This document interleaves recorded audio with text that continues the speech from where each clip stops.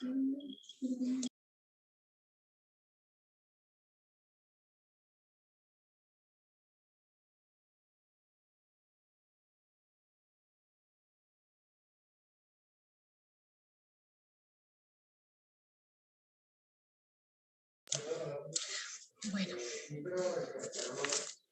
muy buenas tardes. Bienvenidos a todos los que se están conectando, a todos aquellos que están ingresando a este nuevo encuentro de las jornadas en torno a la edición de libros que disipan fronteras Chile y México 2021. Esta vez nos convoca el coloquio donde estaremos conversando con invitados muy especiales que desde su profesión, inquietudes, nos estarán hablando sobre el tema las tendencias del libro. Entonces los invitados que nos acompañarán será Fernando Cruz Quintana, Arnulfo de Santiago y Roger Michelena. Entonces los invito y para comenzar y antes voy a hacer una breve presentación de cada uno de los invitados que como les mencioné van a reflexionar sobre el tema y las inquietudes que nos convocan ahora en el sector del libro. Para empezar, vamos a empezar con Fernando Cruz Quintana. Él es doctor en Ciencias Políticas y Sociales por la UNAM. Realizó una estancia de investigación en el Instituto de Investigaciones Bibliográficas de la UNAM sobre el libro digital en México, Índice Nacional. Es miembro del Sistema Nacional de Investigadores. Sus líneas de interés son las industrias culturales, con especial énfasis en la industria del libro y la del cine, y la economía de la cultura. Ha publicado más de una decena de trabajos en libros y revistas especializados y de difusión. Ha sido docente en diferentes universidades públicas y privadas de la Ciudad de México. Imparte clases en las carreras de Ciencias de la Comunicación y la Traducción de la UNAM. Entonces le damos la bienvenida a Fernando, que nos estará conversando estos minutos sobre el tema que nos convoca a todos. Hola, muchas gracias por la presentación. Bueno, entonces inicio, ¿verdad? Yo voy a compartir una presentación.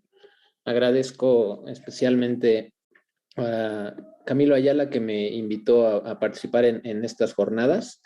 Y el día de hoy voy a hablar con ustedes de un tema que he estado investigando este segundo semestre del 2021, que es el tema de los audiolibros. Entonces preparé unas pequeñas diapositivas que acompañarán a lo que voy diciendo. Voy a ponerme aquí un cronómetro para no pasarme del tiempo que tenemos asignado. Y comienzo, listo. Bueno, como les decía, yo voy a hablarles en esta mesa que tiene que ver con las tendencias del libro, de un tema reciente que son los audiolibros y que, bueno, discutiré o más bien expondré en este tema y después tendremos tiempo de dialogar si es que hay algunas preguntas respecto de si son también ejemplos de libros o no, por el hecho de que no son cuestiones textuales que se lean en un impreso o en un digital y que tengan que escucharse. Discutiré también esa idea.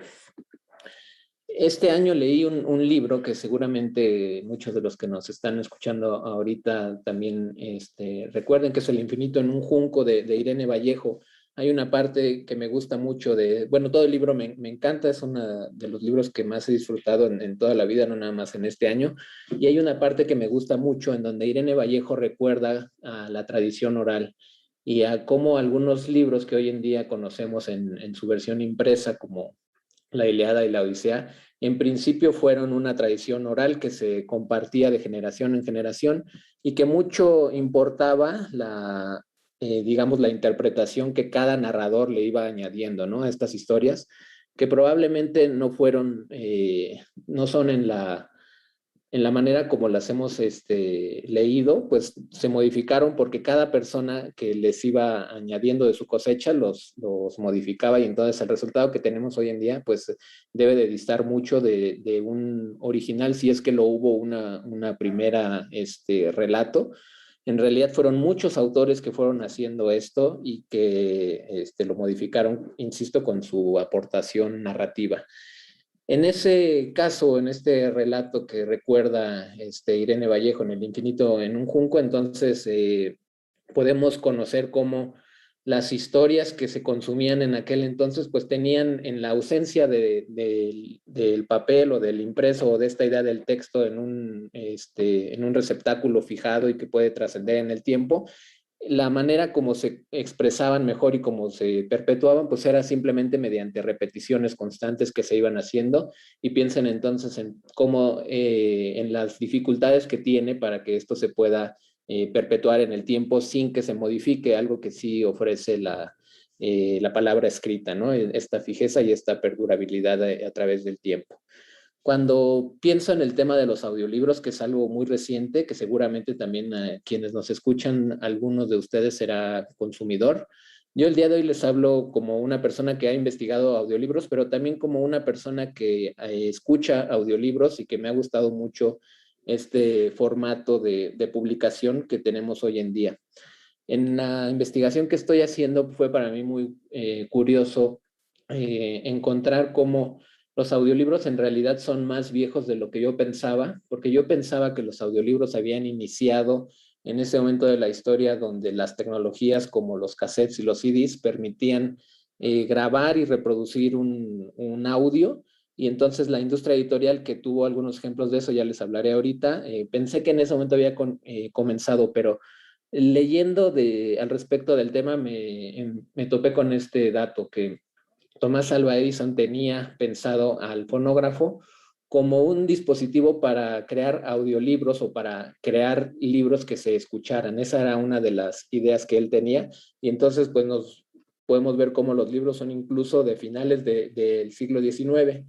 Y tengo aquí una cita que quiero leerles. Vean lo que decía este autor. Si bien la primera grabación, y en este contexto, ¿no? En donde Edison concebía al fonógrafo como un invento para la reproducción o para la lectura oral de libros. Si bien la primera grabación de Edison fue una canción infantil, los primeros intentos de producción de libros en audio involucraron solo literatura de adultos de gran prestigio. Incluso Mark Twain simpatizó con la idea del audio y comenzó a grabar su novela American Claimant. Sin embargo, después de unas 3 horas de grabación que llenaron 4 docenas de cilindros, abandonó el proyecto. De hecho, debido a estas limitaciones tecnológicas a principios del siglo XX, los libros a menudo se leían en voz alta en la radio en lugar de grabarse. Vean cómo en realidad, si bien tenía como esta concepción de voy a hacer o tenemos un aparato que nos da esta posibilidad, la dificultad que había era que se tenían que grabar un montón de cilindros de audio, y lo cual no hacía como procedente que entonces se desarrollara un modelo de negocio donde se pudieran vender libros en este tipo de formato sonoro. Y pues la historia le dio su lugar que después tuvo el fonógrafo, en donde pues sobre todo fue para una cuestión musical y para grabar cosas de menor duración que una lectura de una obra. Pues piensen en el libro, en la novela más grande que conozcan, y lo complejo que era entonces tenerla en este tipo de dispositivos de finales del XIX, de principios del siglo XX. Avanzando y dando un brinco abismal desde de aquellos primeros años del siglo XX, y llegamos ya a la década de los 80, hubo otro momento en donde la industria del libro comenzó a ofrecer este tipo de producciones que vendía en formatos de cassette o en formatos de CD, y que nosotros escuchábamos, y digo nosotros porque yo también fui un usuario de estas tecnologías, podíamos escuchar una producción en este tipo, y lo que necesitábamos pues era, además de tener dispositivos como estos que ven en la pantalla, o un dispositivo de reproducción como un estéreo en casa, necesitábamos comprar los ejemplares que estaban en estas tecnologías. Qué curioso es que estas tecnologías con el paso del tiempo y muy rápido se hicieron obsoletas. Si comparamos, por ejemplo, los libros incunables que todavía se resguardan en muchas de las bibliotecas nacionales en todo el mundo y que tienen cientos de años de existir, todavía se pueden consultar ahí. Obviamente se tiene que tener un cuidado especial con este tipo de publicaciones por la delicadeza que entrañan, pero cosas más nuevas como los cassettes y como los CDs ya son obsoletas. Ya si no tenemos este tipo de dispositivos, pues no podemos reproducirlas. Entonces, la importancia y la gran tradición que tienen los impresos sigue venciendo a este tipo de tecnologías. Creo que esta es una de las razones por la cual no prosperó este modelo de negocio de los audiolibros en su momento, y si prosperó, pues habrá quien todavía tenga algunos de estos ejemplares, y si no tiene estos dispositivos, pues ya están perdidos y se van a olvidar.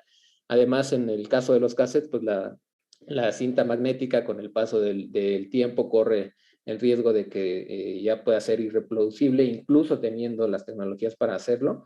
Entonces, ¿qué dificultad y qué bueno ha sido la versión de los libros impresos como para perdurar en el tiempo, incluso venciendo a este tipo de tecnologías? Hay un segundo momento en el que los audiolibros surgen y que tiene que ver ya con el tiempo en el que nosotros vivimos, y sobre todo creo que funcionan muy bien ahora a partir de la distribución que se puede hacer y en donde nosotros ya no necesitamos tener un dispositivo externo como es un cassette o un CD para reproducirlos. El día de hoy, no nada más los audiolibros, creo que en realidad puedo hablar de todas las producciones sonoras, creo que viven una época de oro por esta posibilidad de distribución en línea que existe. Además de los audiolibros, pues seguramente también ustedes son consumidores de podcast, que es lo que está ahorita en boga, y que conocen seguramente a alguien que no solamente escucha, sino que produce. Yo tengo un montón de ejemplos de conocidos y de amigos que están metidos ahorita haciendo un ejemplo de podcast. ¿Qué pasa entonces ahora en este tiempo? Que la distribución que se hace en línea y que elimina de la ecuación a estos otros artefactos que se necesitaban, pues hace muy sencillo consumir a los audiolibros. Si bien existe el modelo de negocio en donde se compra ustedes pueden comprar un ejemplar, digamos, único, pueden comprar un audiolibro y descargarlo en su dispositivo. En realidad, lo que más está operando es un modelo de suscripción en donde nosotros, muy al estilo de Netflix y estas aplicaciones de streaming, mediante una suscripción, tenemos acceso a una biblioteca muy amplia y podemos elegir entre muchísimas opciones qué es lo que queremos escuchar. Creo que ese es el modelo que mejor funciona en el caso de los audiolibros. Dos ejemplos de empresas que hacen este tipo de servicios son Storytel y Audible, que es de Amazon, en donde funciona a partir de esto que les menciono, ¿no? Tú pagas una mensualidad o una anualidad y a partir de ese pago puedes tener acceso a una biblioteca muy amplia. Desde el punto de vista de los editores, esto es muy interesante porque abre la posibilidad de seguir explotando a las obras a partir de otros formatos. Y lo más interesante para ellos creo que puede ser en estos modelos de suscripción, cómo pueden tener una cuota fija de ingresos ya prevista, que eso les da un margen de maniobra como para hacer otro tipo de ediciones, sabiendo que ya no es un riesgo de que tú vas a publicar una obra y que no sabes cuánto tiraje hacer de esa publicación porque corres el riesgo de que no la pegue y entonces se te queden ahí en tu almacén muchos ejemplares y no se puedan consumir. Les decía, también se puede comprar los audiolibros de manera única. Les pongo ahí un ejemplo de una novela que leí el año pasado y que me ha encantado, que se llama El problema de los tres cuerpos. Vean lo que cuesta comprar el libro en pasta blanda, cuesta 439 pesos mexicanos. Si yo quiero comprar el audiolibro, me costaría 249 pesos mexicanos. Y si quiero comprar la versión electrónica o el ebook, 139 pesos mexicanos.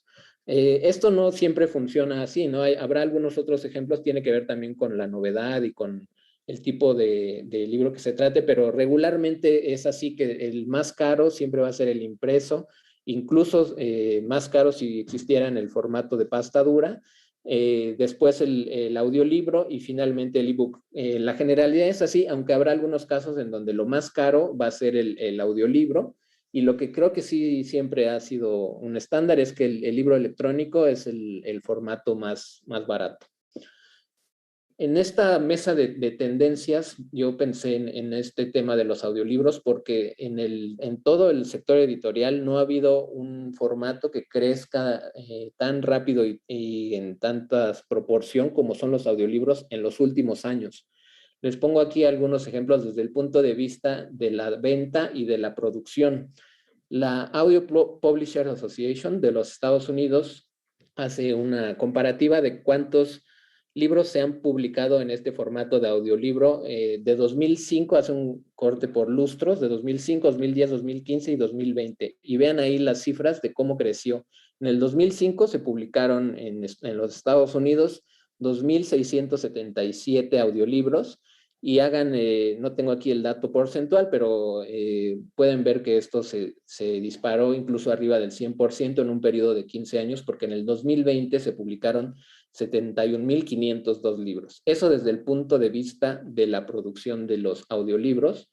Y desde el punto de vista de las ventas, ahora no la Audio Publisher Association, pero sí de Publisher Association Yearbook, estas son información del Reino Unido, hablando de las ganancias, también a partir de 2015 al 2019, vean, si la vemos en millones de libras, en el 2015 había un mercado de 30 millones de libras para los audiolibros, cosa que para el 2019 ya estábamos llegando a los 100 millones de libras.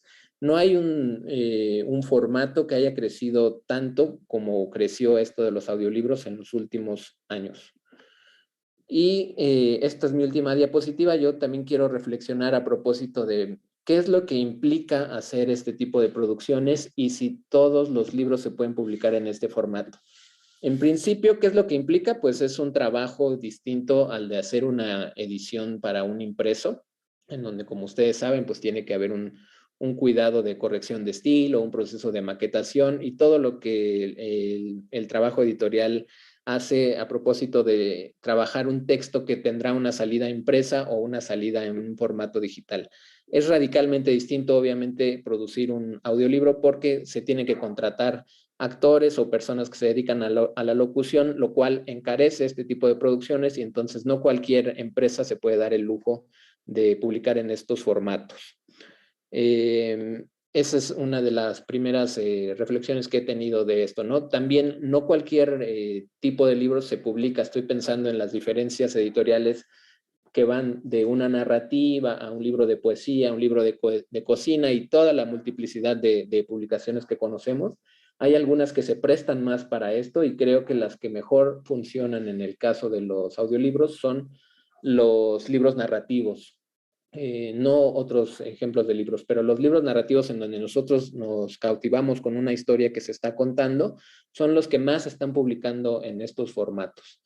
Hoy en día, y más adelante una persona más hablará sobre el tema de los audiolibros, perdón, sobre los libros digitales, casi que ya se ha estandarizado que las ediciones salen al mismo tiempo en un impreso y en un formato electrónico, pero los audiolibros son nada más en algunos casos. Y entonces yo reflexionando también en este tema a propósito de países como los de nosotros, como México, Chile y los de toda la región de América Latina y el Caribe, pienso que existe un potencial enorme, cosa que también existe para los libros impresos, obviamente, pero existe un potencial enorme de público cautivo que podemos tener a partir de la lengua que es el español.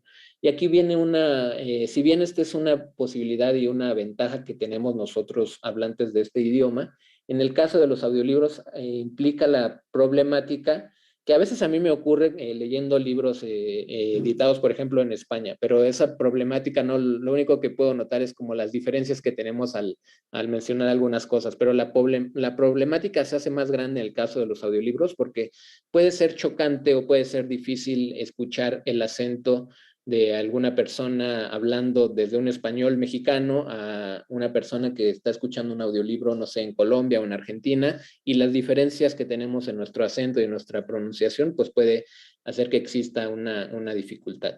Y voy a concluir, veo que ya cumplí mi tiempo, pero quiero concluir haciendo una recomendación y ahora si hay oportunidad de ampliar esta observación que quiero hacer, lo haré cuando veamos las preguntas del público. Esta recomendación que quiero hacerles es una obra de Marianne Wolf, que ha publicado un par de libros. Ella se dedica trabaja con las neurociencias y hace un estudio en donde revisa qué es lo que ocurre en el cerebro cuando leemos en un formato impreso y cuando leemos en un formato electrónico. Hace también una mínima aportación respecto de los audiolibros, pero lo que ella de manera muy rápida y sintética concluye es que efectivamente a nivel cerebral no es lo mismo leer en un impreso que leer en un formato digital y obviamente no es lo mismo leer que escuchar. Tendré oportunidad de ampliar esta recomendación, pero no quisiera que se tomara como que esto es lo mismo. En realidad es un tipo de consumo muy diferente, muy complejo, que se tiene que tomar esa consideración. ¿Son ejemplos de libros los audiolibros? Yo estoy convencido de que es así, sobre todo porque este tipo de producciones se realizan al interior de la propia industria del libro. Esa es una de las razones y ya tendré oportunidad para ampliar mis comentarios. Y bueno, yo quiero dejarlo aquí y les agradezco por la invitación a estas jornadas. Gracias, Fernando. Incluso antes de pasar a la siguiente intervención, me surgen varias inquietudes que ya lo retomaré en las preguntas que vienen, y es precisamente cómo se replantea el lector que escucha, bueno, no, ya ni se llamaría lector, sino que ya el que escucha como audiolibro, y cómo coge resignificado el editor, pues el curador que va a hacer el audiolibro, toda esa experiencia del audiolibro y los mismos eslabones, digamos, clásicos del libro impreso. Habrá una librería, ya es una plataforma, la distribuidora en este caso, pero entonces habrá una persona que recomienda qué es lo que más se publica, ficción, no ficción, o cómo sería un audiolibro de no ficción. Entonces, esa sería como más adelante, que sí me sugiere como esas dudas.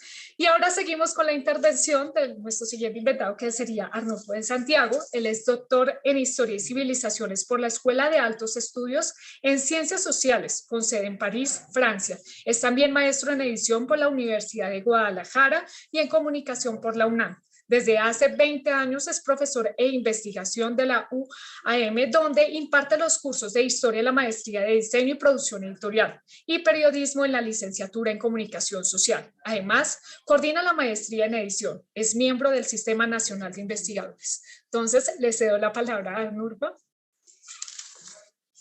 Muy buenas tardes, decías, Daniela, aquí en México todavía son buenos días. Tal vez sería mejor, si te parece, Daniela, abrir la palabra para la participación de Roger Michelena. ¿Qué te parece? Para hacerlo, sí, no hay problema. Haría la presentación entonces con Roger. Sí, está de acuerdo, Roger. Entonces lo presentaría y empezaríamos con él y terminaríamos con... Sí, desde luego. Listo. Entonces, hago la presentación de Roger Michelena. Él durante más de 25 años se ha desempeñado como bibliotecario, librero y asesor de proyectos editoriales y de instituciones culturales. Trabajó en la Biblioteca Nacional de Venezuela como especialista en información y dotación. Fue encargado de compras y vendedor de Ateneo de Caracas y Agrupel. Es director general de Ficción Breve Libros, proyecto de la Asociación Civil Ficción Breve Venezolana, organización orientada a la difusión de la literatura nacional. Colabora con publicaciones especializadas en el sector del libro, como la revista Texturas de la editorial Trama, y ha conformado parte de diversas comisiones en la discusión de leyes relacionadas con el sector. Mantiene el blog Libreros, desde que él ofrece información relacionada con la industria editorial en Venezuela e Hispanoamérica. Entonces le cedo la palabra a Roger. Mucho gusto, Roger, y bueno, buenos días. En Colombia sí es buenas tardes, pero...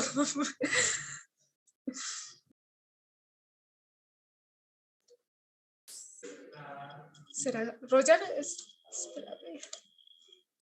¿Tienes el micrófono apagado, Roger, por favor? Ahí, listo. Listo. Ahora, ¿sí? ¿Me pueden escuchar? Perfecto. Ok. Es que acá hay demasiados problemas de conexión. Mira, realmente empecé un poquito a reescribir esto a las 5:30 de la mañana. Suelo ser ocurrente años después, cuando estoy a punto de terminar algo. Vivo en un país donde la tendencia es que mañana sea peor que hoy, casi siempre de este lado del mundo. Pero volvamos al tema. Viendo que a esta hora en algunos de los países europeos se habla de una quinta o sexta ola de contagio de COVID, lo más acertado sería creer que continuaremos viviendo en un mundo paralelo, encierro, vida y trabajo en un clic a distancia, lo que nos llevaría a predecir que seguirá vigente y en aumento el consumo de libros digitales. Por ende, un mayor trabajo para algunas editoriales será perfeccionar diseño, maquetación en estos formatos. Ahí Amazon nos lleva una ventaja. La distribución de nuestro libro en físico será uno de los inconvenientes a sortear, sumando al encarecimiento de combustible, Los costos de envío se verán multiplicados dependiendo de las distancias, lo que nos abre otra puerta para la impresión en el lugar del destinatario. Vendrá un auge quizás de la edición o impresión por demanda, lo que hace muy acertadamente Amazon. Pero en este caso, contar con librerías independientes que hagan seguramente una tendencia en poco tiempo, lo que nos ahorraría costos de envío, almacenaje. Seguramente no veremos de nuevo en un futuro muy cercano impresiones de 10.000, 50.000 ejemplares como solía hacerse con los bestsellers. No parece posible que podamos seguir consumiendo libros que se producen a miles de kilómetros de distancia sin que ello afecte gravemente nuestros bolsillos. Decía Alejandro Mollins en una entrevista al Confidencial que el transporte internacional sufrió mucho y ahora mandar un contenedor de mercancía, ejemplo, de Shanghái a Los Ángeles, ha pasado de $3.700 a $17.400 en un solo año. Además, seguramente, y ya lo hay, escasez de papel y cartón para las cubiertas. Ha dejado de trabajar mucho de la industria de la pulpa, ha dejado de trabajar parte de la industria de papel, y recomenzar de nuevo todas esas actividades le va a tomar tiempo. Hago un apéndice aparte por el caso de Venezuela, que ya no es tan atípico en la región. A eso se suma Argentina con males muy parecidos. Vemos que muchos países con alta hiperinflación, tanto el papel, la impresión misma, la distribución a pasos agigantados. No pasa lo mismo con los sueldos de diseñadores, correctores, maquetadores. Si como autor, editor, tengo que enviar los libros, pagos de flete, esperar un tiempo prudencial para cobrar las ventas, pasado un par de meses la tasa de retorno se hace insostenible en la transacción. Otra tendencia muy marcada, como ya lo dijo el profesor hace rato, es los audiobooks. Basta mencionar cómo Amazon ha mejorado su aplicación audible y por el mismo nicho ha comenzado a participar Spotify. En su catálogo ha ido creciendo podcast de toda índole, literatura, historia, una gran joya para ellos. Otra quizás de las tendencias interesantes, y lo hemos visto porque nos han solicitado libros de ese tenor, son los coffee tales, esos libros joya, esos libros de arte con un valor adicional en diseño, maquetación, contenido, mangas, cómics. Ese tipo que siempre van a ser un negocio, los libros infantiles, los libros juveniles, ese tipo de material bibliográfico va a seguir en aumento, aunque ya no se puede hacer en la misma cantidad que se hacían anteriormente. Digamos, tenía algo más preparado, pero imposible con esta conexión podérselos enviar a ustedes en este momento.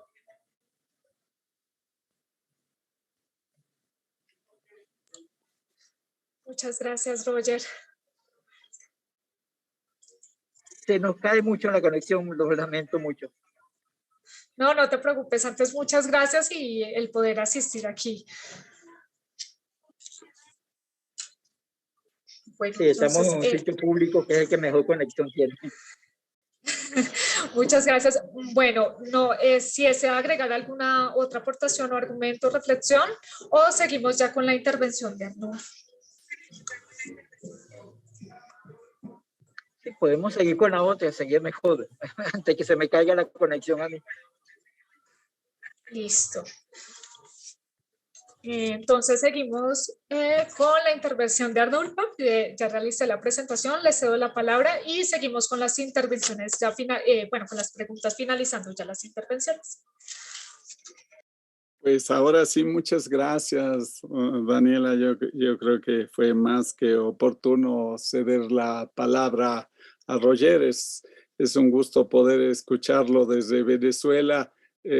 Por fortuna, la red hace estos prodigios de mantenernos en contacto y pudimos escuchar perfectamente lo que nos explicaste y que desde luego es de mucho interés, dado que la cuestión editorial cambia según el lugar donde nos encontremos. Desde luego, muy interesante también lo expuesto por Fernando Cruz, que hace esta primera, no creo que sea la primera, pero bueno, por lo menos la primera que escucho, historia de esta técnica que debe de hacerse en cada lugar. En el caso mexicano será muy interesante seguir lo que puedas ir aportando, porque bueno, tiene mucho que ver con los estudios de comunicación, estudios de audiencia, mediación, etcétera, esas otras vertientes que podemos cruzar con todo lo que tenga que ver con la edición. Y desde luego, Daniela, muchas gracias por poderte escuchar, supongo que desde Colombia, ¿verdad? Sí, en el lugar de trabajo. Muy bien, muy bien.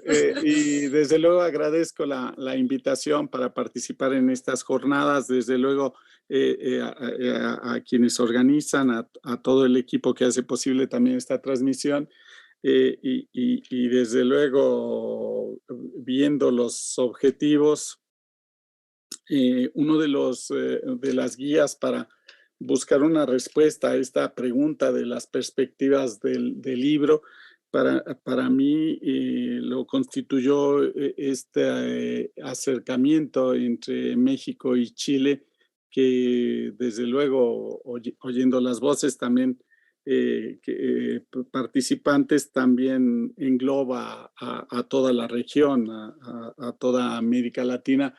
¿Por qué no? Desde luego, el acercamiento lo podemos hacer también para para Estados Unidos, para otros países, y eso nos obliga a cambiar la mirada que tengamos sobre los fenómenos editoriales, y en su caso, sí, también me parece que posiblemente desde la comunicación comparta algunos de los temas con Fernando, pero asumo también este punto de vista histórico que está planteado. Hago trampa, yo lo sé, nos piden una perspectiva a futuro, y yo lo que hago es decir, bueno, ha habido momentos en que efectivamente hemos partido de una visión de futuro. La trampa consiste en que ahora sabemos los resultados de esos momentos y de esas apuestas, en que el libro tuvo un lugar de importancia, de cómo se desarrollaron algunos proyectos de edición, y bueno, eso es posible hacerlo desde el punto en que nos encontramos, y efectivamente traerlos a cuento a lo mejor nos permite pensar en esta pregunta tan interesante, tan sugerente: ¿qué es lo que podemos esperar para el libro en el futuro? ¿Qué es lo que podemos esperar para editores, para lectores, para la industria editorial? Efectivamente es una manera intrincada de buscar respuestas a eso. Tal vez yo, de todos modos, apuntando a cuáles serán las líneas de mi participación, no quisiera hacer demasiadas trampas, y sí, de inicio tratar de presentar una respuesta posible a esas perspectivas de futuro para la industria editorial, para esa figura de lector o de editor que nos convoca en este momento.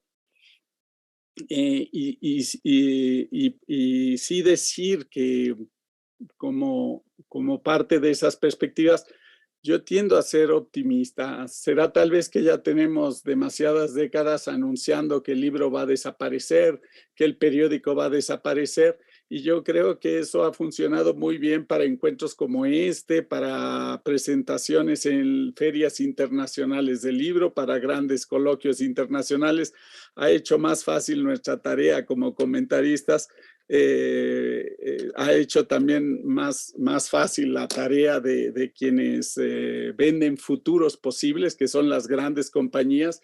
O sea, ya tienen muchas décadas que oímos todas las bondades posibles de las nuevas tecnologías, y en su caso, digamos, por eso tiendo a ser optimista de cualquier forma.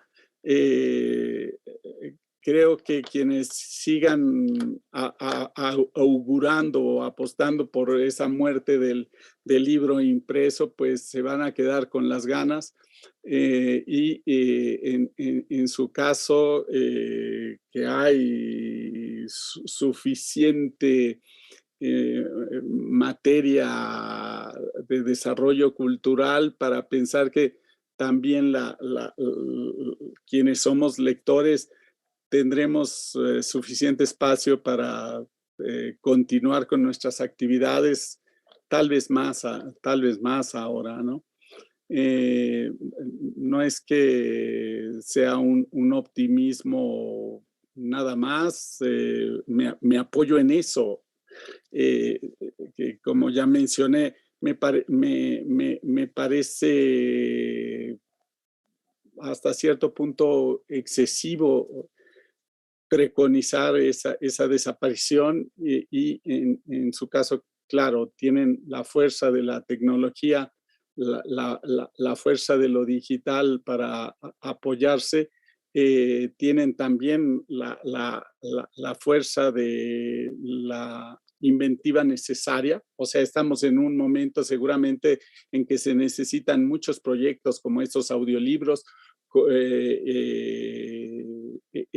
esa manera de resolver problemas como los que apunta Roger, cómo resolver esa tasa de retorno antes de que se vuelva insostenible para las editoriales, y tal vez ese sea el objetivo de convocar a reflexiones como esta.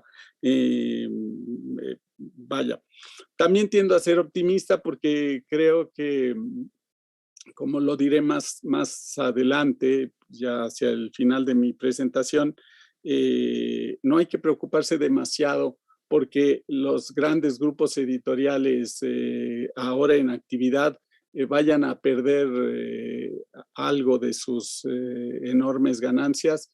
Yo supongo que esos grupos se defienden solos, son capaces de establecer suficientes relaciones con poderes económicos, tienen suficientes recursos para ganar audiencias y con ello seguir ganando dinero, como para que nos preocupemos por ellos. En realidad, creo que legislativamente, frente al mercado también, vaya, seguiremos viendo durante el tiempo, los futuros lustros por lo menos, la persistencia de estas grandes compañías transnacionales de todo tipo, editoriales incluso, integradas a grandes consorcios de la comunicación, que por cierto siguen siendo uno de los sectores económicos de punta. O sea, mucho hablamos de las debilidades editoriales, pero en cada gran grupo de comunicación mundial hay empresas editoriales, y en su caso me voy a una presentación entonces de estos momentos en el pasado que presentaban una propuesta de futuro. Comparto pantalla. A ver, déjenme ver. Aquí estaría. Comparto. Ok. Déjenme.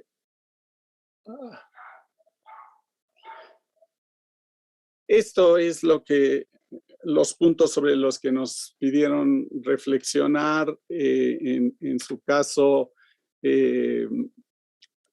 puede hacerse, como lo hizo Fernando, un trabajo sobre los conceptos mismos que entendemos por libro, si el audiolibro puede serlo o no, por editor las funciones o las características de los lectores que también cambian con cada época, y entonces es posible pensar que en el futuro tengamos que hablar de lectores alfabetizados para lo digital, ya no solo para lo impreso, o para manejar estos equipos de audiolibros, para adaptarse a ellos.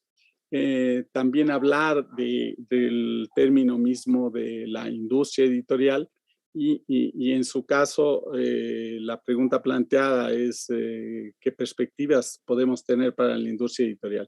Yo quisiera referirme a 3 momentos. Obviamente lo hago solamente como una presentación de algunos elementos básicos, no para desarrollarlos.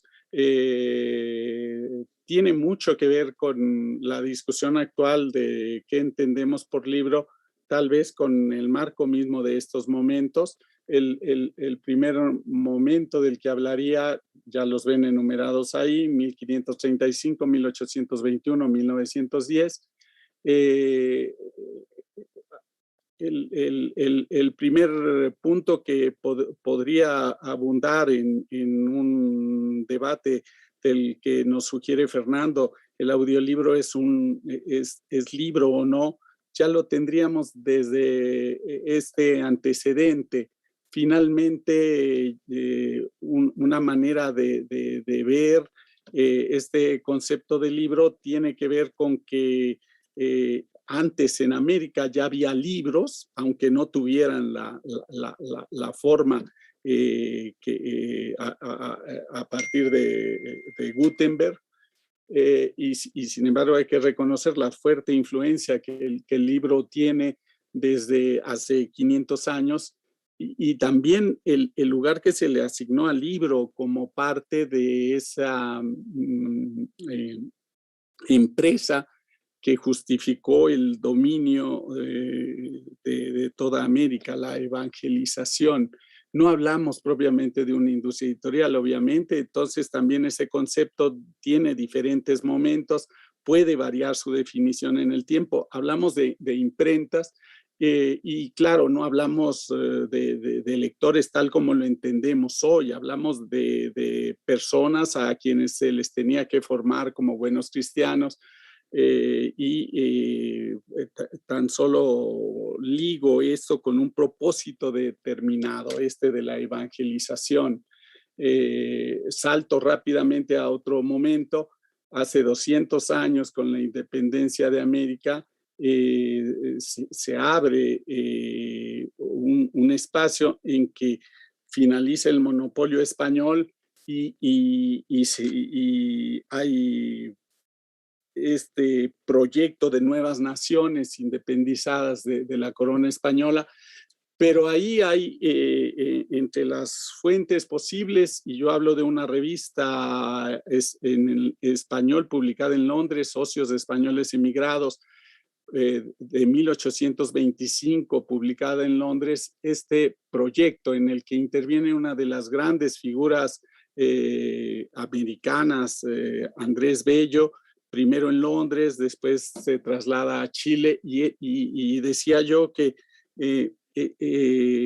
al seleccionar estos puntos, yo quería tener presentes espacios en los que pudiera verse esta escala continental, y ciertamente en este proyecto, un proyectado instituto literario para Hispanoamérica, tal como se mencionan ellos, que tiene como propósito generalizar los conocimientos útiles en el otro hemisferio. O sea, desde Londres hablan del otro hemisferio, sería América, por medio de la imprenta y de los talentos europeos.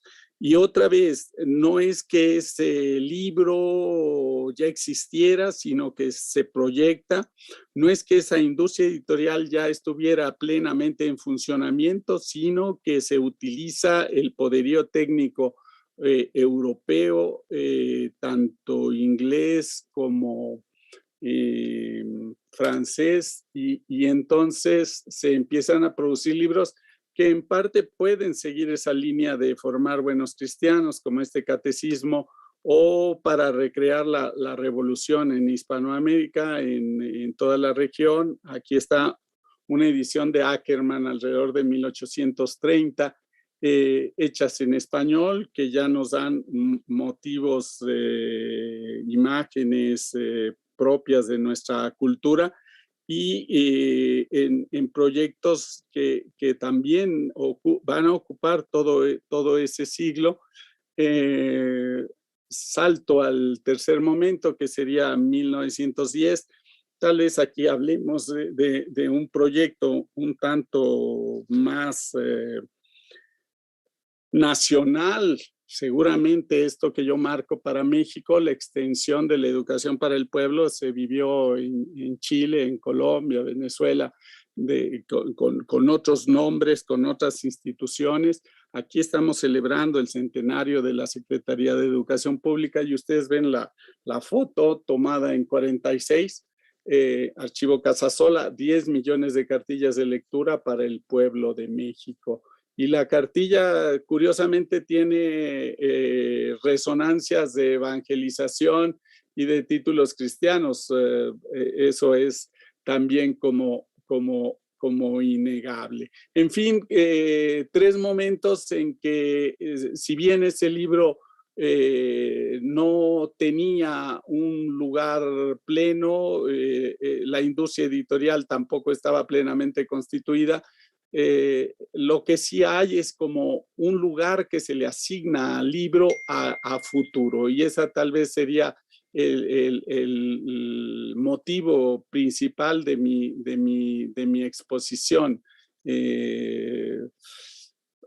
Aquí yo paso, lo haré de forma más rápida, a pelearme con los conceptos. ¿De qué hablamos cuando hablamos de industria editorial? Y es el mismo historiador mexicano Daniel Cosío Villegas quien menciona hacia mediados del siglo XX que la primera industria, la primera empresa editorial surge con el Fondo de Cultura Económica, seguramente en 33, o sea, hace 80 años, algo así, pues relativamente joven. Nos da una definición de qué podríamos entender por industria editorial. Yo creo que está muy ligada a las preocupaciones de Fernando, de ganancias, de crecimiento, de lo que mencionaba Roger, de tener tasas de retorno. Entonces, aquí hay algunas de esas características que podríamos pedirle al libro impreso: imprimir libros con regularidad, fijarles un precio, tener un mercado, distribuirlos y venderlos comercialmente. No sé qué haríamos con esa definición de distribuirlos y venderlos comercialmente con muchas editoriales universitarias en todo el continente, pero bueno, para eso están las definiciones, para meternos en problemas. Y dice invertir en un capital que pretende obtener utilidades. Y otra vez ahí nos metemos en dificultades, porque las universidades obtienen utilidades. Pues sí, seguramente el prestigio, o sea, de todos modos siempre estamos haciéndole trampas a los conceptos. En su caso, sigo con esta idea de que hay que debatir cada concepto. El libro es una mercancía, es un bien cultural, y a mí me parece por lo menos muy sugerente, aunque me salga de tema, mencionar esta propuesta de historia que hace Cosío Villegas. No hagan la historia del libro solo desde el punto de vista bibliográfico, también hay que hacerlo desde el punto de vista de la producción, y entonces se verá que es igual a cualquier otra industria. Y luego ver esto: el libro es una mercancía, necesita un mercado. Paso rápidamente a esto. Vean lo que era el mercado latinoamericano hacia mediados del siglo XX, 1848, escribe Daniel Cosío Villegas. El mercado en español es un mercado muy dividido, 20 países con legislaciones distintas, lo sigue siendo, usos y costumbres diversos, lo sigue siendo, y tremendamente mal comunicados. A lo mejor ahí Internet ofrece ya una respuesta.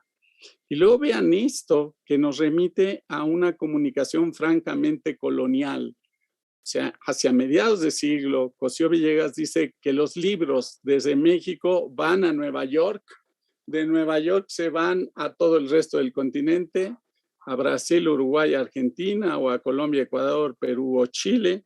Y es una etapa muy tardía, ciertamente, pero bueno, el testimonio ahí está para darnos qué pensar. Aquí hay otro mapa de América, pero otra vez del siglo XIX, 1836, Tocqueville, La democracia en América, Rosa y otro librero llamado Lecuan. Y para 1925, o sea, ya en el siglo XX mexicano, todavía la presencia de estas editoriales de origen francés, la Sociedad de Edición y de Librería Francoamericana en 1925, con el mapa que vimos antes. Y aquí va la pregunta, vuelvo a hacer trampa, la pregunta es ¿qué perspectiva para el libro? Pero yo la cambio y digo, ¿qué perspectiva para nuestras sociedades? O sea, ¿para qué queremos el libro? ¿Y qué idea de lector queremos tener?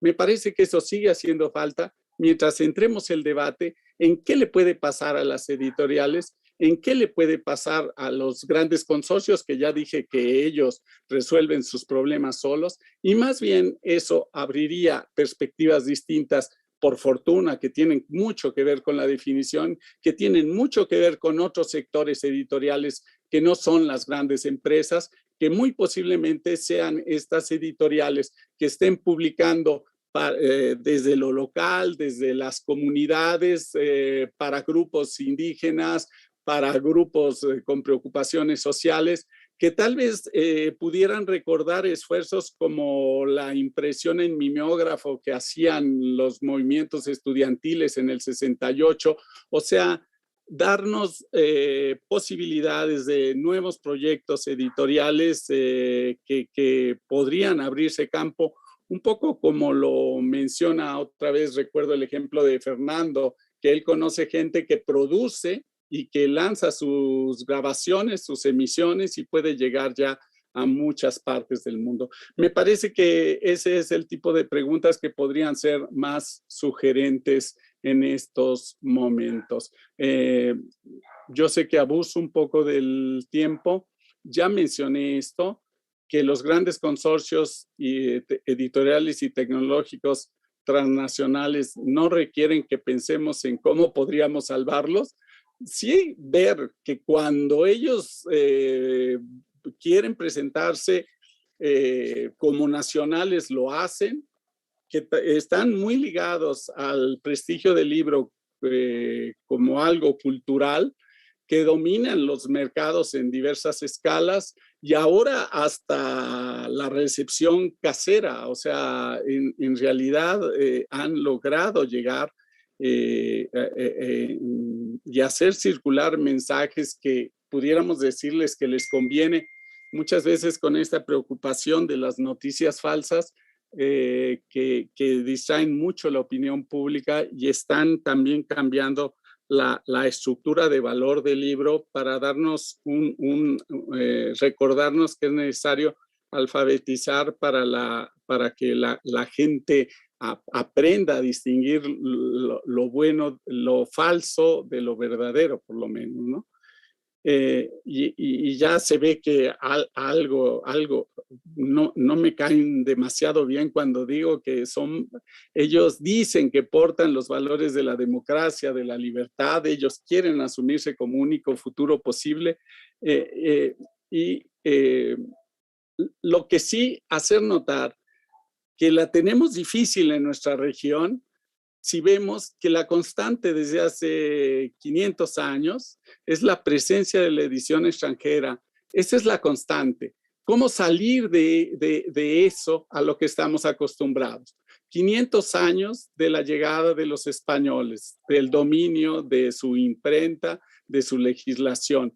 2 siglos de vida independiente con fuerte presencia en el primer siglo de la edición francesa en territorios mexicanos, en todo el territorio americano, y ciertamente ha habido 100 años de extensión educativa a toda la población, pero al menos no quisiera decir que conozco el caso chileno, pero en el caso mexicano sí es notoria la presencia preeminente de grandes consorcios internacionales, ¿por qué no decirlo?, en el mercado educativo, por ejemplo, ¿no?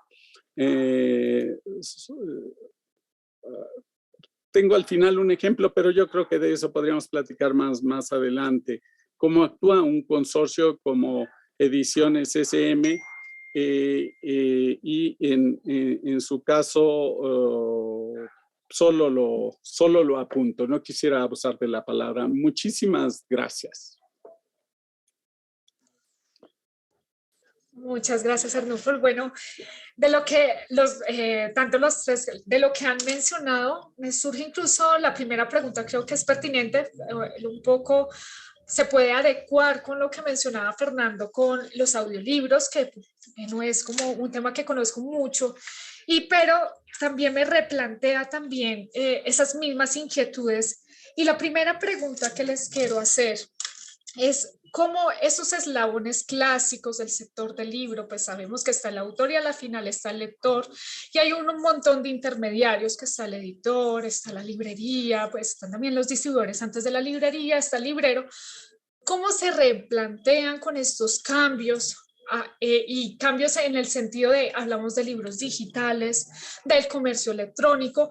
Bueno, ya habíamos de audiolibros, entonces las personas que escuchan los audiolibros, ¿cómo es ese mercado? En el caso de Fernando, ampliar un poquito el mercado del audiolibro.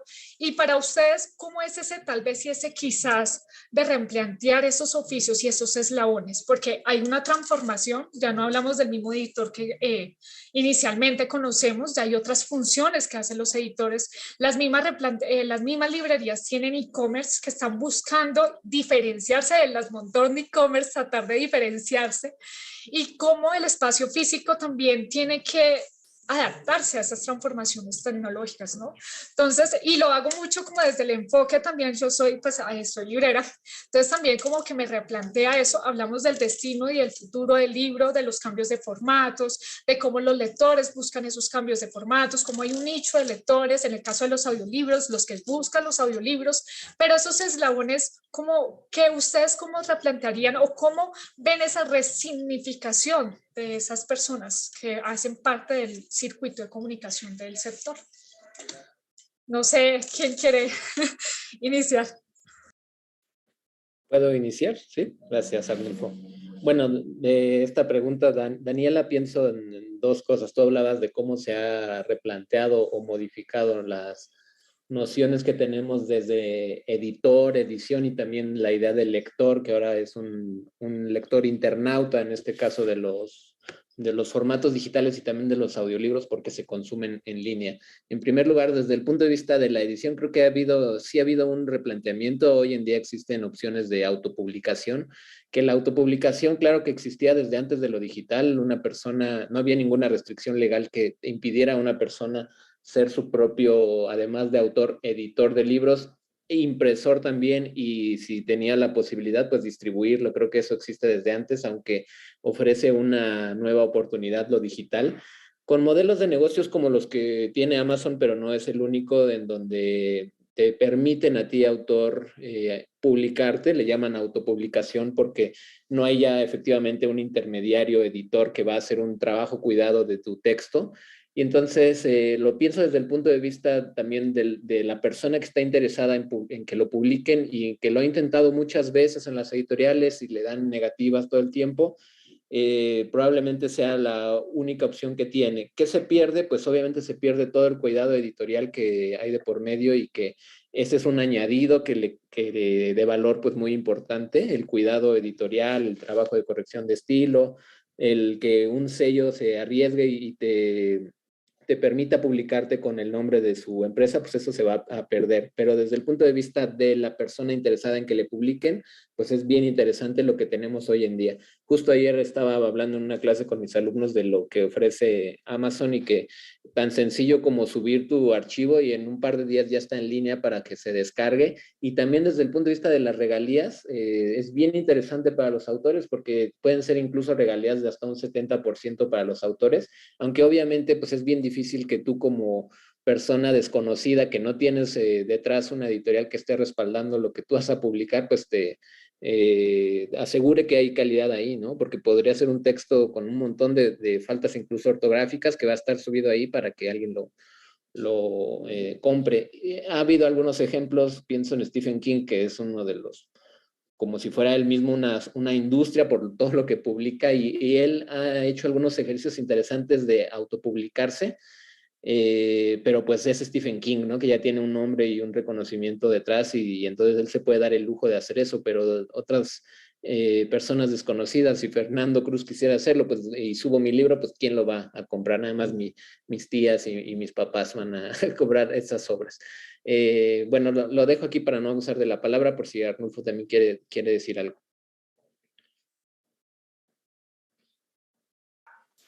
Pues desde luego que parto de la pregunta que haces, todas son de mucho interés. ¿Cómo replantear esos cambios? ¿Cómo pensar en esos oficios y en esas funciones? Y cómo crear espacios nuevos en que la gente vaya a convivir. Me parece que en lo que Fernando comenta, esos espacios serían, digamos, abiertos en la red, nos estarían exigiendo nuevas prácticas culturales.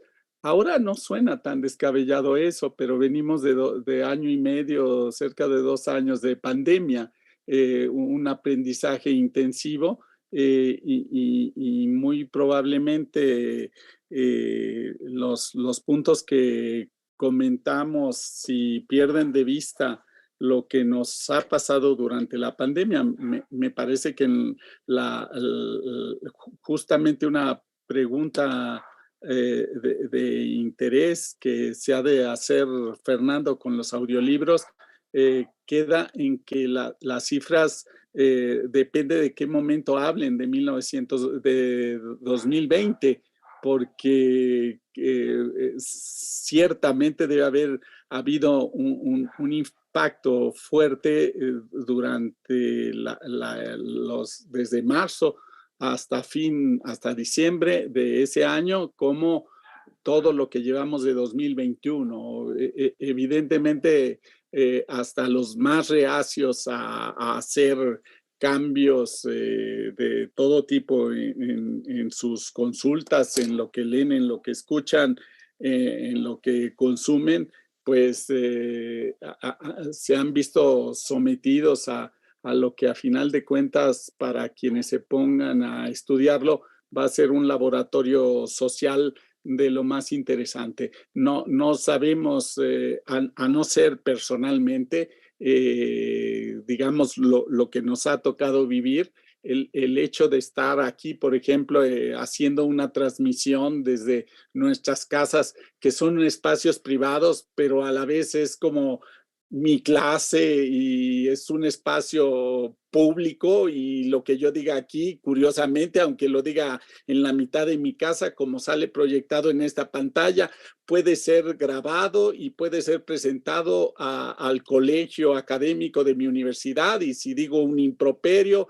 es posible que pidan mi despido. Entonces, esa mezcla de espacios entre público y privado cae también no solo en esa discusión de lo que es público y privado, sino en una especie como de histeria colectiva, o sea, lo políticamente correcto, lo que no se debe decir, ni siquiera de broma, porque si se recorta una broma, resulta que uno asume en lo lanzado en las redes posiciones de las que diremos que estamos como muy, muy, muy alejados.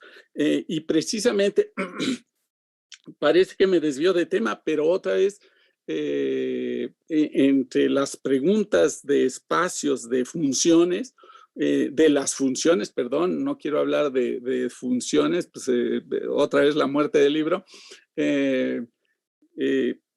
Creo yo que hay reiterados planteamientos sobre que tal vez con el advenimiento de lo digital hay eslabones de la cadena del libro como el editor, cuya función se ve muy amenazada.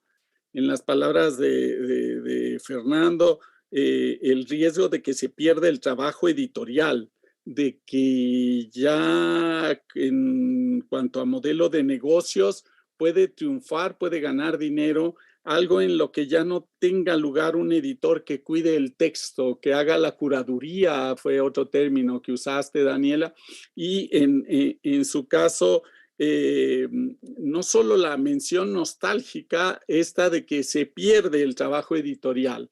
Es una visión nostálgica del tipo de ya no podemos oler los libros, es muy bonito pasar las páginas, o sea, ya instalados en la nostalgia completa y en el romanticismo y demás, cuando todavía tenemos muchos libros que se nos llenan de polvo y es necesario estar desempolvando de cuando en cuando.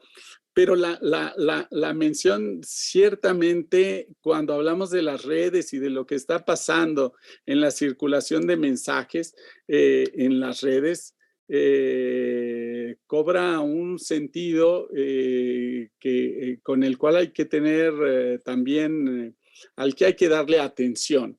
No es menor que se pierda algo como el trabajo editorial, porque estamos hablando por lo menos de, ¿qué les gusta?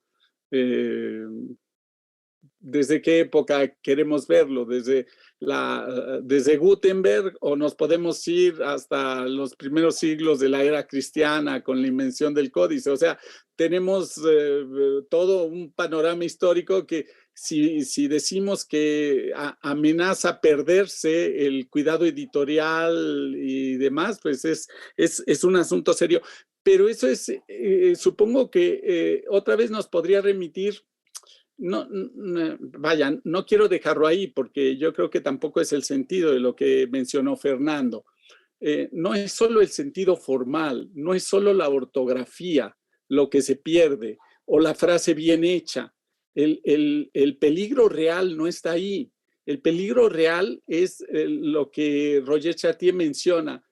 ¿Qué es lo que va a pasar en esta época en que el orden de los libros, la jerarquía de que lo que publica un sello que sabemos que es serio, que confiamos en su editor, confiamos en sus correctores, en sus autores, eso ya pierde sentido para muchos lectores que ya no ven razón de comprarlo porque esos prestigios para ellos no existen y de repente nos vemos confrontados a una inundación de versiones en las redes, versiones que son muchas veces interesadas y versiones que han demostrado un poderío y han demostrado conocernos de manera realmente, iba a decir profunda, pero creo que hay que decir estadística, algorítmica. Y entonces nos plantean situaciones inéditas como el triunfo del Brexit, como los plebiscitos en Colombia, donde la gente se ve influenciada para votar en un sentido que favorece la guerra en lugar de un tratado de paz o un acuerdo de paz. Vaya, yo sé que cuando me meto en asuntos de otros países me van a decir, bueno, ¿y por qué no se mete en los suyos propios? Sí, efectivamente tienen toda la razón. Pero curiosamente para las redes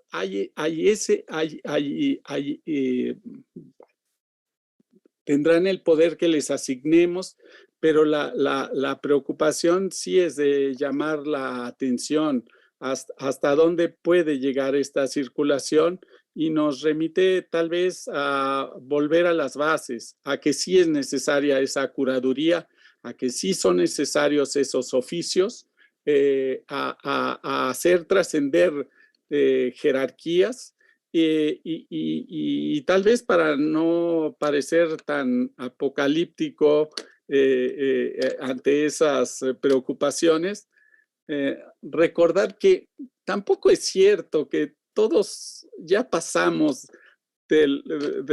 a ser lectores en Internet.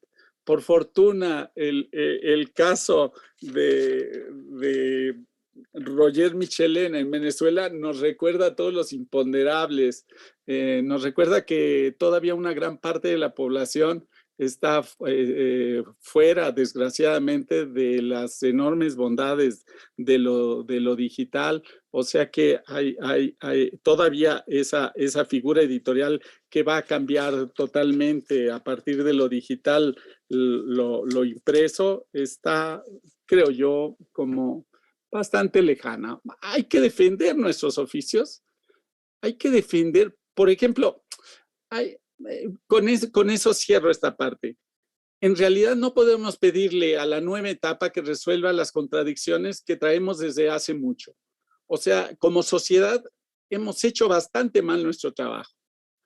No hemos concedido la importancia cultural a la edición que se merece. Hemos favorecido en mucho, me iba a ir a una parte, iba a decir, los gobiernos han favorecido muchas veces más el gobierno y han favorecido a las grandes editoriales transnacionales. Prefiero decirlo, aunque lo exprese mal, pero ya que lo iba a decir, siempre se queda ahí uno. ¿Qué quería decir? Pues para qué los dejo con la duda, iba un poco para allá. Pero sobre todo creo que al menos en México tenemos una deuda enorme y eso tenemos que adjudicárnoslo nosotros con las librerías. Nosotros no hemos hecho de las librerías el espacio que nuestras sociedades necesitan y merecen, y yo creo que eso queda a futuro también. Gracias, perdón, seguimos dialogando. Gracias. Tenemos una pregunta del público. Antes de seguir con la pregunta, pues yo quiero acotar con de lo que han comentado Fernando también y Arnulfo. Y me hace pensar, yo hace poquito leí unos artículos incluso de la revista Texturas y hablaba precisamente de eso, de que también las mismas editoriales que publican también se difuminan el catálogo editorial. Pues yo amo las colecciones de los catálogos, pero a veces se difuminan y tú que seguías una colección específica con tanta abundancia, a veces publican no lo que corresponde a la colección del catálogo, sino porque es comerciable, etc. Entonces lo publican para que quepa ahí, para que la producción acelerada de la editorial pues tenga una utilidad y algo comercial. Entonces, esa era una cosa que me hizo, pues, que me hizo recordar lo que ustedes dos han mencionado. Y otro también como el interés de la construcción de la sociedad y de la ciudad misma en la que pertenecemos, configurarla teniendo en cuenta como los espacios físicos donde se divulgan los libros o se distribuyen los libros, en este caso las librerías. Eso lo dejo como al aire porque sí, las librerías están, pero no configuramos nuestras sociedades o la ciudad a través como de ese importante espacio que pues en el imaginario así romántico es donde la cultura se transmite y donde se genera diálogo y relaciones. Tenemos una pregunta del público que es de Isabel Aguirre, iría como en la parte como de Fernando de los audiolibros, y la pregunta es, en el caso de los audiolibros, los que no son de ficción literaria, otros géneros como los informativos, por ejemplo, que es tan difícil hacerlos, o sea, es difícil hacer la producción de no ficción. Entonces le dejo la palabra a Fernando. Gracias a Isabel por la pregunta. Desde el punto de vista de hacerlos, pues no hay una complicación adicional.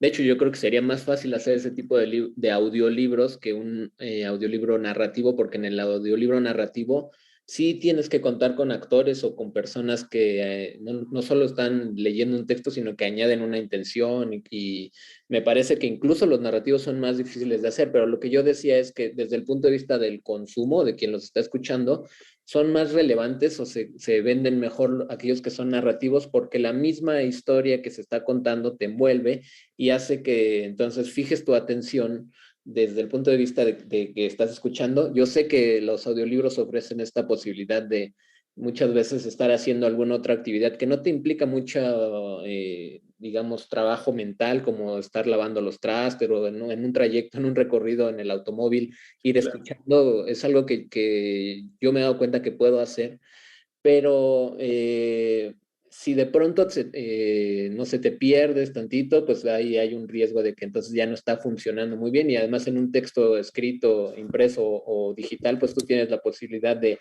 no entendiste una parte, entonces regresas y lo vuelves a leer o te detienes. Eso no ocurre tan fácilmente en un audiolibro, ¿no? Que está avanzando no a tu voluntad, sino que tiene una velocidad propia. Entonces, desde ese punto de vista, creo que no es más interesante, o esa decisión se toma sobre todo por cuál funciona mejor.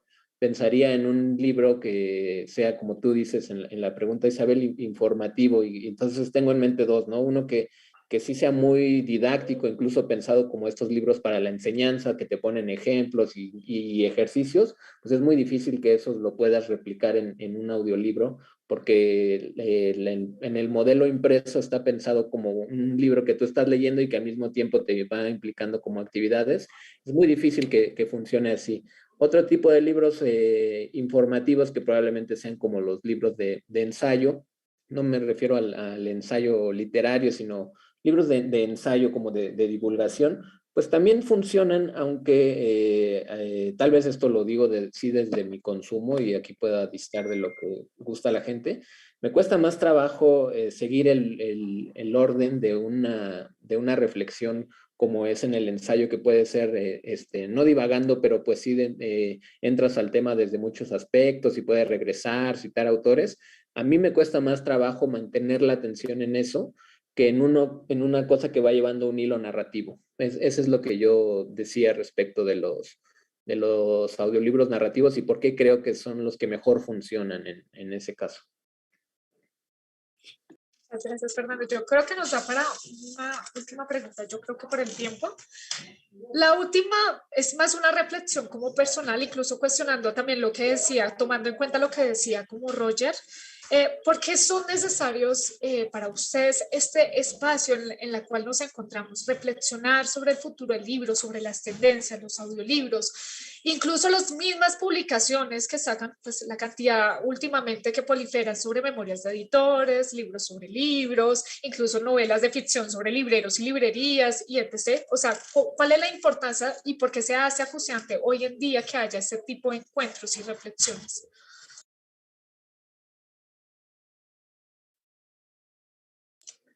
Okay, diría yo. Sí, gracias, Fernando. Pues sí, efectivamente, la pregunta nos puede hacer consciente de este ambiente nostálgico, como que la explicación, al menos que me llega de inmediato a la mente, es ante la amenaza ante escenarios de pérdida, pues queremos rescatar algo de ese ambiente. Yo insistiría en que, pues, por lo menos personalmente, no veo tanto motivo para la nostalgia. Tal vez se dé en diferentes niveles. Por ejemplo, uno de los puntos mencionados sería que se acumulan diferentes manifestaciones al respecto. Y una de ellas sería las memorias de editores, y en su caso ello puede deberse no tanto a esta explicación que yo daba inicial de este sentimiento como de que hay pérdidas o riesgos, o incluso a este deslavamiento de la figura del editor en las publicaciones que pueden estar en 2 días ya a disposición de la gente. Y en su caso podría deberse más bien a un factor como biográfico. O sea, hay momentos en que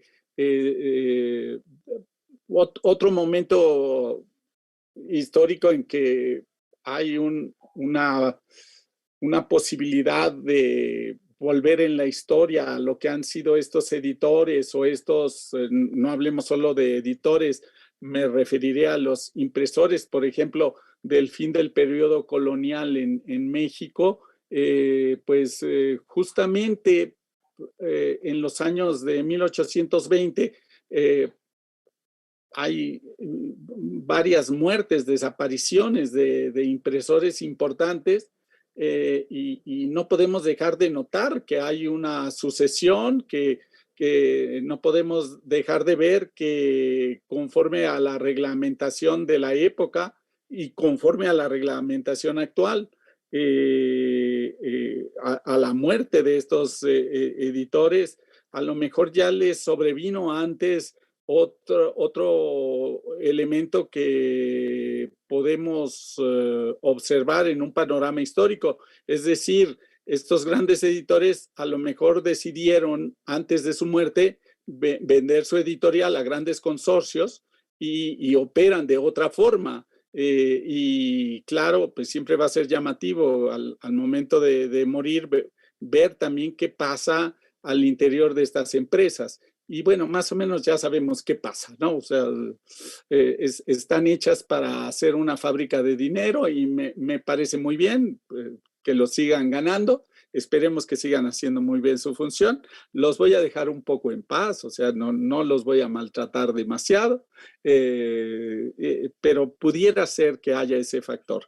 El otro punto que me parece también de mucho interés es observar todas esas expresiones que nos hablan de la edición en nuestra época, que no tienen por qué ser reales. O sea, no porque, como ha sucedido en las ferias del libro, durante mucho tiempo quienes hablaban de los cambios se presentan en las ferias y ellos mismos asumen que son el futuro y que ya hay una revolución y que todo va a cambiar a partir de que llegue su sistema y que eso puede pasar con varios de las ofertas de Amazon, como las que nos mostraron tan solo para audiolibros, o con qué pasa entre la suscripción y la venta, etcétera.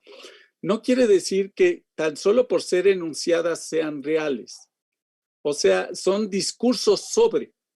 Y en eso es de interés estudiar esos discursos, no porque sean realidad, sino por lo que están diciendo.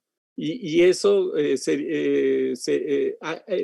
esa multiplicidad de voces es de mucho interés, sobre todo porque ahora hay sectores a los que tradicionalmente nadie les ha preguntado. Ahora sí es posible tener discursos sobre la lectura o sobre el consumo de audiolibros hasta de estudiantes universitarios o de gente, amas de casa, etcétera, y en eso podría ser interés. Hasta ahí dejo, Fernando, no sé qué podrías decir. Bueno, creo que la pregunta, Daniela, era de por qué tener este tipo de encuentros, ¿no? ¿Era eso? Ok, bueno, yo estaba pensando ahorita antes en lo que hablaba Arnulfo, cómo es particular lo que ocurre en la industria del libro. También pasa en el cine, pero menos de cómo se hace este como meta trabajo, es decir, publicar libros sobre el mismo arte o ejercicio profesional de hacer libros. Como que regresamos a lo mismo que hacemos para hacer un relato, un recuento del mismo trabajo. Digo que creo que también pasa en el cine, aunque menos porque hay algunos documentales que muestran o detrás de cámaras de ver cómo se hace la película. O sea, cómo nos apasiona tanto esto. Yo no soy editor ni librero, aunque me siento cercano a esto por mi familia y por lo que ellos sí trabajan en esto y a lo que yo me dedico, que es investigar el asunto. Me siento cercano a la industria y entonces entiendo como toda esta pasión que hay y romantización en la idea de publicar libros y entonces de pronto con esta disrupción de lo digital y lo electrónico, que efectivamente, como dice Arnulfo, siempre que llega un nuevo medio se anuncia como la muerte del otro y pues no hay indicios desde el punto de vista comercial de que esto vaya a ocurrir en el corto, mediano o largo plazo. No creo que se concluya con los impresos, como dice Arnulfo, pero en este relato que hacemos de nuestro propio ejercicio, ver este momento histórico de disrupción de tecnologías como los libros electrónicos o los audiolibros, pues claro que mueve y cambia, se introducen nuevos actores comerciales que antes no existían y que ahora están teniendo mucho peso y que tuercen la mano de los editores y los libreros en todo el mundo. Entonces, en esta idea de relatar nuestra propia historia, creo que son relevantes encuentros como estas jornadas de editoriales México-Chile, como para escuchar también lo que ocurre en otras latitudes y las maneras como se han enfrentado en Chile, en Colombia, a lo mismo que en México y en otros países del mundo estamos sufriendo. Entonces, pues yo celebro que hayan hecho estos encuentros y y con mucho gusto estoy aquí participando, no nada más en esto, sino que estoy escuchando lo que se ha producido y que creo que se quedará el video en YouTube para que la gente lo siga oyendo y viendo. Muchas gracias, Fernando, Arnulfo, por estar aquí con nosotros y también por Roger, que incluso me hizo dar como pie a esta pregunta precisamente por lo que comentaba en su contexto y lo que pasaba y sucedía. Y también para futuras reflexiones también de lo que decía constantemente sobre el retorno a la utilidad, ¿no? Porque en la edición universitaria está esa dificultad, hacemos libros en acceso abierto, digitales, pero eso tiene un costo, están los recursos públicos, si hablamos de una universidad pública, donde está ese retorno a la utilidad, cómo jugar con eso, ¿no? Entonces, yo quisiera agradecerles también a Camilo por haberme invitado y pertenecer pues como a este espacio con ustedes y el gusto de conversar en estas jornadas sobre en torno a la edición. Entonces, los invito al público que nos están escuchando, que sigan los eventos que siguen a continuación y les agradezco a todos por estar y hacer parte de este espacio. Muchísimas gracias. Muy buenas tardes.